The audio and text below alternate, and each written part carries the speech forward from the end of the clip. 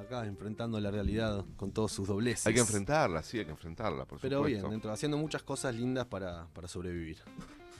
Es bueno eso. Y sí, no queda otra. No queda otra. Bueno, hoy Bueno, quería al hablar... final, ¿cómo estás el lunes? Y la verdad que terminamos medio, pero bueno, está bien. Vamos con la columna. Vamos con la columna. Hoy quería hablar de una historieta que leí de pibe y que me marcó bastante, que es Maus, relato de un sobreviviente de Art Spiegelman, en el contexto de lo que está pasando ahora en Palestina, en el genocidio en Palestina. La traje solamente porque es lindo mostrar cosas. Una historieta que hiper famosa, que dio la vuelta al mundo, traducida a un montón de idiomas. La verdad es que es una obra muy, muy, muy interesante, muy profunda de Art Spiegelman. Y quería hablar un poco de eso. Esta novela gráfica, como decía, es de un dibujante historietista yankee, Art Spiegelman, que salió por entregas entre 1980 y 1991 en una revista que se llamaba Raw, Crudo. Una publicación de cómics que hacía Art Spiegelman junto con François Mouly. Es una obra de casi 300 páginas que se publicó en dos partes. La parte 1, que es esta, se llama Mi padre sangra historia, salió en 1986, y salió la parte 2, que se llama Ahí empezaron mis problemas, en 1991. Después se juntaron en un volumen solo. Si se puede, me gustaría picar un par de paginitas, ahí la imagen 1 y la imagen 2, para ir viendo algunas páginas. Es muy interesante también porque hay algo como que para mí en el dibujo me gusta mucho cómo está dibujada, pero también por momentos se nota algo como de la urgencia de cómo está dibujada. Hay páginas que son como más finas y otras que tienen como una cosa más desbordada de cierta, como no sé, urgencia narrativa o humana que hay en el libro que es muy potente. Sí, podemos ver la otra paginita también, que tiene un par de imágenes tremendas de los trenes que llevaban a los judíos a los campos de concentración. Con todo, empezamos el lunes. Y bueno, vamos con todas. El mundo está así, no nos podemos hacer los boludos. El mundo está mucho peor, sí. La historia que cuenta, esta historieta, esta novela gráfica, se desarrolla a partir de las experiencias del propio Art Spiegelman y su vínculo con su padre y la vida de su padre como sobreviviente de Auschwitz, que ellos narran como judío polaco sobreviviente del Holocausto, ¿no? El padre de Art Spiegelman, Wladek Spiegelman.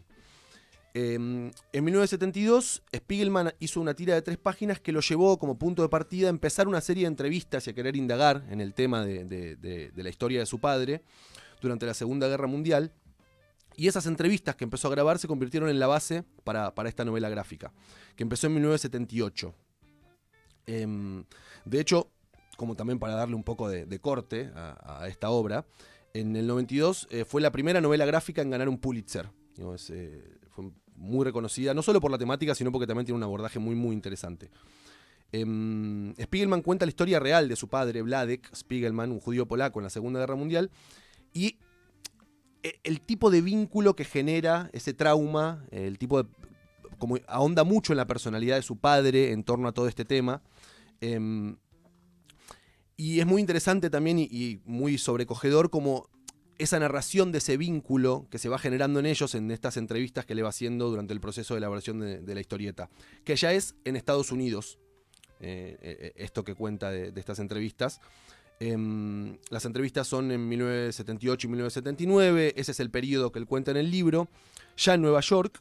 Y por otro lado, en contrapunto con ese presente narrativo, aparecen los flashbacks de Wladek, el padre, sobre todas las experiencias vitales que tuvo desde 1930, mediados de 1930 en adelante, durante la guerra y hasta el fin del Holocausto en 1945.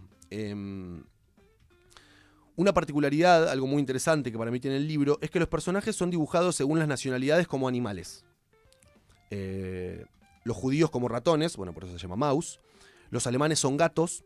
Los polacos no judíos son cerdos. Y las nacionalidades están plasmadas con esta cosa hiper como frontal de diferentes especies de animales.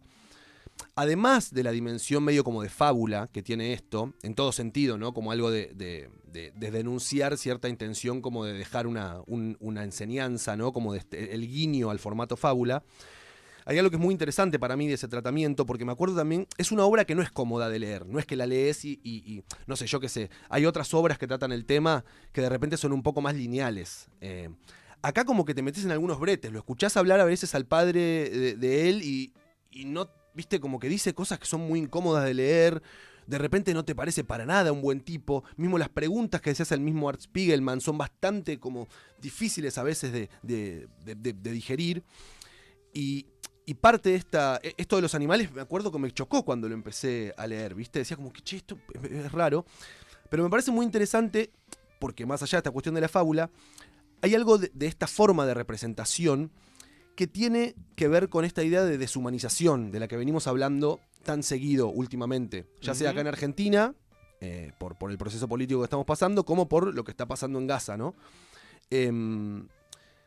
Esta idea de deshumanización propiciada por el Holocausto y que pone el énfasis visualmente en esta cuestión de la pérdida de humanidad, ¿no? y de reducir al individuo a una identidad nacional o a una identidad étnica o a una identidad racial separada de lo humano. Esta cosa que pasa como de que a veces escuchás hablar a gente en esta época como si no estuviera hablando de personas y pensás, ¿viste? Parece la conquista americana discutiendo si como los pueblos originarios no eran cristianos, no tienen alma y merecedores de todos esos horrores.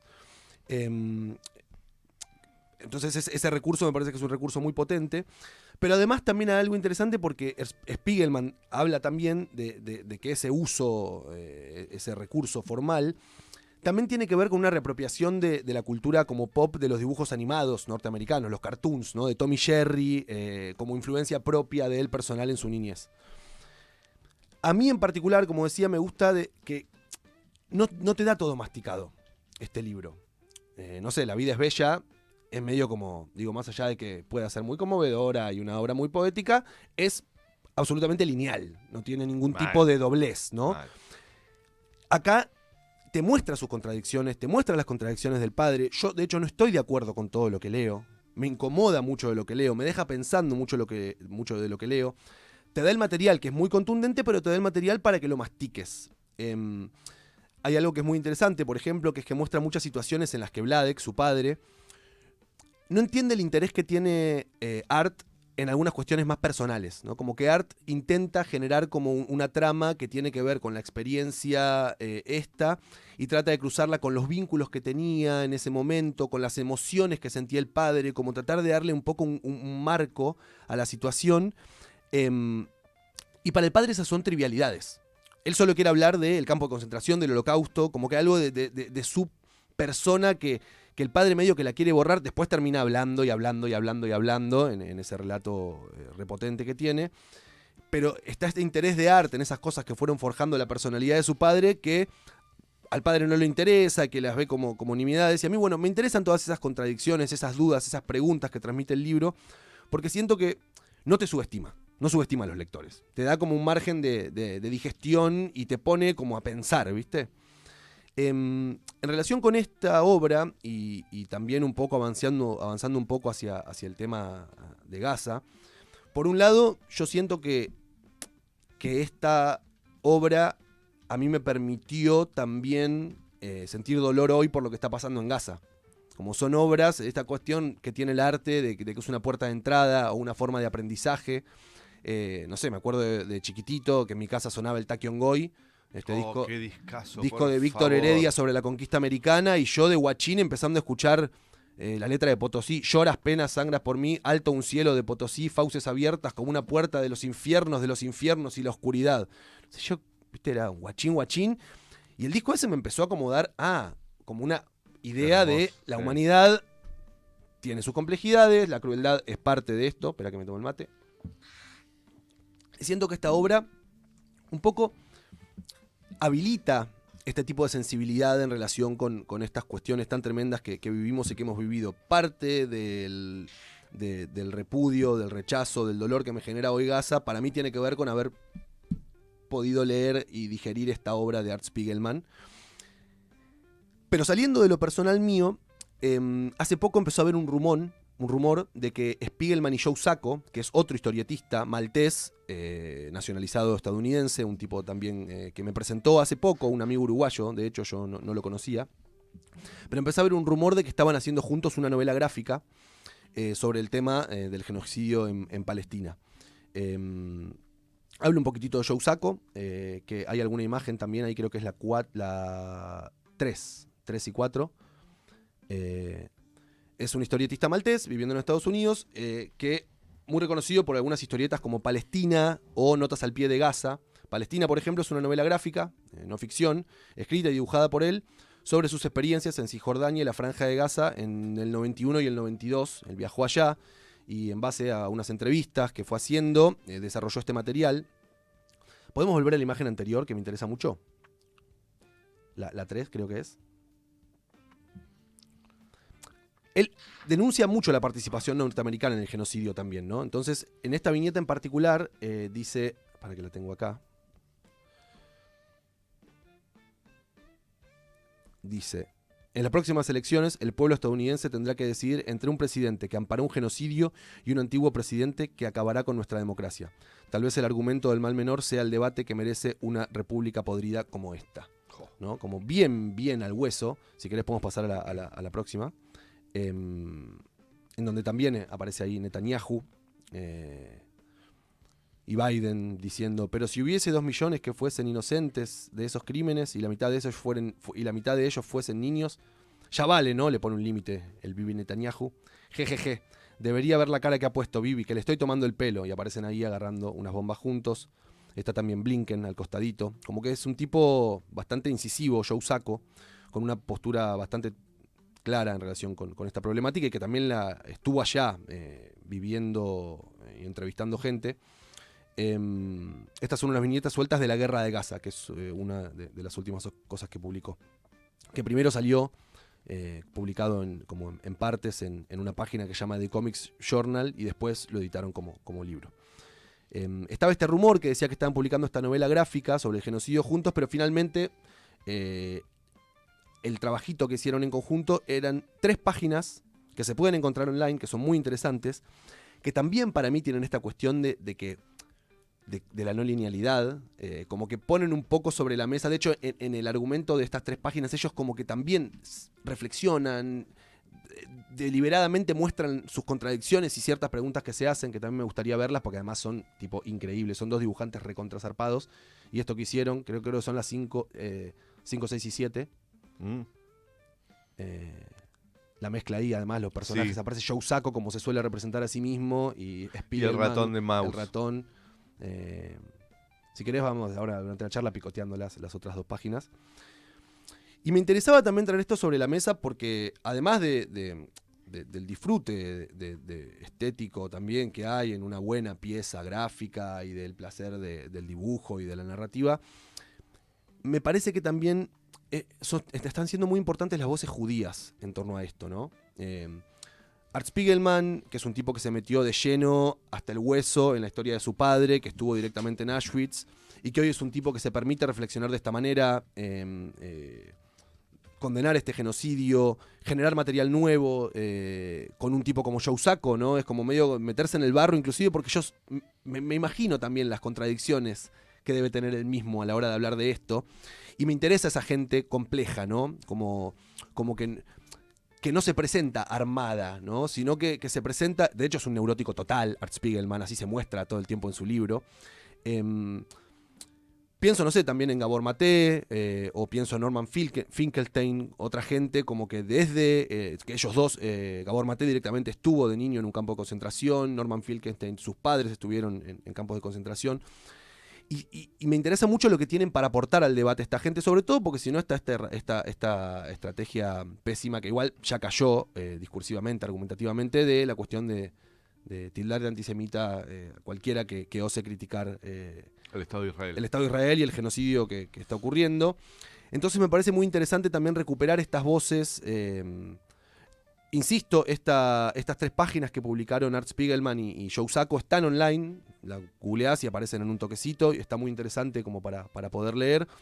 Entrar un poco en el mundo también del virtuosismo de la historieta, a la vez que tratamos de meternos en los ribetes del tema, de la mano de dos personas que tienen masticado, no digo digerido, pero sí muy masticado y muy pensado este tema. En un contexto en donde conviven dos situaciones en Argentina. Primero, es el país con la segunda comunidad más grande judía de América. Primero están en Estados Unidos, después en Argentina. Y después, una dirigencia política que a los dos lados de la grieta tienen vínculos muy estrechos con Israel. Recordemos lo que pasó en plena campaña electoral de la ciudad de Buenos Aires, en donde Leandro Santoro participó en la Cámara de Diputados de una reunión con la comitiva de la Embajada de Israel, ¿no? Bueno, la cuestión de la privatización del agua ahora, que entró Mecorota en escena, de la mano de Guado de Pedro en el albertismo. Exactamente. Ahora parece que igual la empresa dijo, che, nosotros no tenemos nada que ver, no queremos comprar AISA. Yo creo que tiene más que ver con que nadie quiere comprar AISA, después de lo que sucedió en los 90, que fue un fracaso, ¿no? Y que además hay que cortarle el agua a la mitad de la población porque no puede pagar más con los tiempos que van a venir. Pero me parece que esto que vos planteás de lo que sucede alrededor del genocidio en Palestina y la hegemonía que tienen los medios de comunicación también, la embajada de Israel, ¿no? Yo estoy convencido que tienen que ver más con los negocios que con otra cosa. Totalmente, porque de hecho, por lo menos desde que pasó lo que pasó, desde que empezó el genocidio, la verdad es que se les fue cayendo el blindaje mediático. Digo, es muy notable, no estamos en la misma situación que estamos hace 2 años. Es un momento muy particular y además es un blindaje mediático que se fue cayendo a fuerza de que la gente hablara de lo que estaba pasando, porque si dependíamos de que los medios nos mostraran lo que estaba pasando, lo tenías no sé, lo tienen a Piers Morgan, no, un periodista inglés desagradable que se pasó todo el año y medio defendiendo con uñas y dientes. Y que se dio vuelta después. Y que se dio vuelta ahora hace poco cuando ya no tenía... Pero que el tipo ese se haya dado vuelta no tiene que ver, no fue mágico. Acá el que sigue, por ejemplo, en esa línea es el miserable de Maslatón. Totalmente. Que ayer o anteayer publicó una foto de unos pibes palestinos pidiendo con cacerolas en las manos detrás de una reja. Y dijo, excelente foto, pero esto es mentira. Es increíble que ese tipo además tenga voz dentro de medios que no están alineados a la Embajada de Estados Unidos y de Israel, ¿no? Totalmente. Y sin embargo lo llevan como algo divertido cuando es un tipo que no solo hizo todo lo posible para que gane Milei, sino que además hoy es un tipo que es defensor a ultranza del genocidio en Palestina. Sí. Es muy increíble eso. Ahora, es interesante hacer una reflexión sobre Europa, ¿no? Y la cultura europea. Porque yo te estaba escuchando atentamente hablar, pensaba en Spiegelman porque uno de los lugares más antisemitas de Europa en la primera mitad del siglo XX era Polonia. Polonia era un país con una mayoría católica, muy conservadora, de tendencias muy integristas, que había hecho de la persecución y de la segregación de los judíos casi una religión. Y mucho antes de que los nazis llegaran al poder, es más, mucho antes de que los nazis existieran, en Polonia había un marcado movimiento popular antisemita que realizaba pogromes constantes expulsando población judía hacia Bielorrusia y hacia Hungría. Entonces, pensaba en Spiegelman porque probablemente incluso entre la propia comunidad judía había quienes creían que la identidad judía tenía que ser abandonada o escondida para poder ser polaco. Y cuando los nazis aparecieron, generó en el pueblo polaco la irrupción del nacionalsocialismo en territorio polaco. Primero la ocupación militar y después el arribo de las fuerzas de seguridad y de las SS y de la Gestapo y demás. Generó un impacto muy fuerte en sectores polacos muy conservadores que hasta ese momento habían sido los asesinos y los perseguidores de la comunidad judía. Entonces, a mí me parece que ahí hay todavía